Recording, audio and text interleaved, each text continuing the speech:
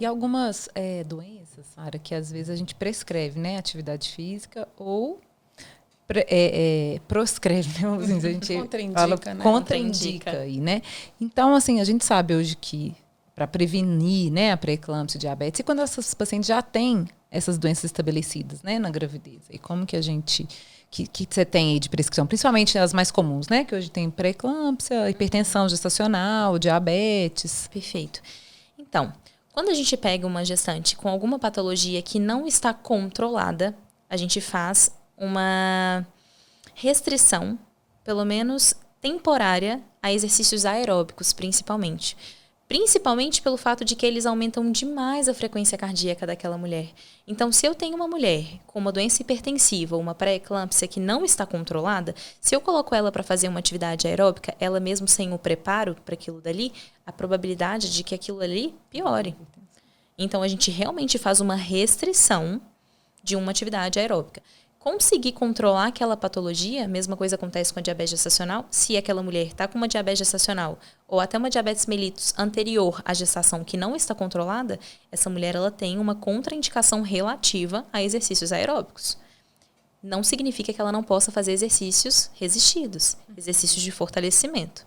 Então, em alguns casos, se a gente pega uma gestante que não tem nenhum condicionamento físico prévio, eu vou começar fazendo exercícios resistidos com o próprio peso corporal. Às vezes, para aquela gestante, inclusive que está ganhando peso, o próprio peso corporal já é muita coisa. Sim.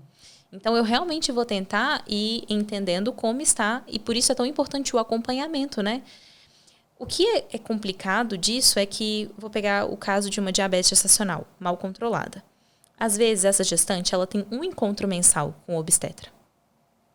Eu tenho quase todos os dias. O papel do profissional de educação física é ser uma ponte.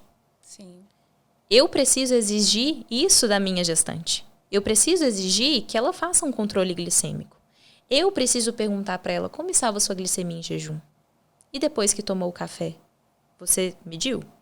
Você comeu alguma coisa antes de vir? Isso para uma diabética ou não diabética. Você mediu? Agora, depois da nossa atividade física, a gente precisa fazer outra medição. O risco, a gente sabe que é muito aumentado para a hipoglicemia.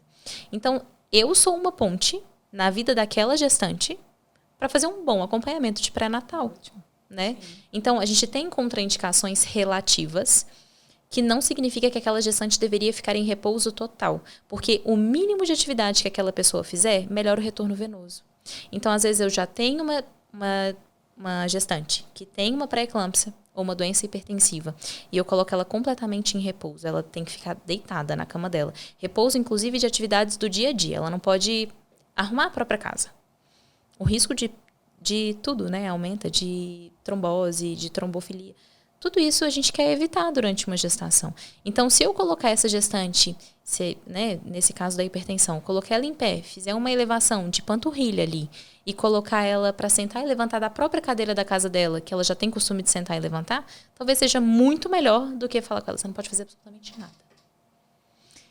O repouso é complicado, né, falar essa palavra repouso, porque às vezes ela recebe uma indicação de repouso absoluto, que ela precisa ficar na cama, deitada. A gente sabe de N casos que são assim.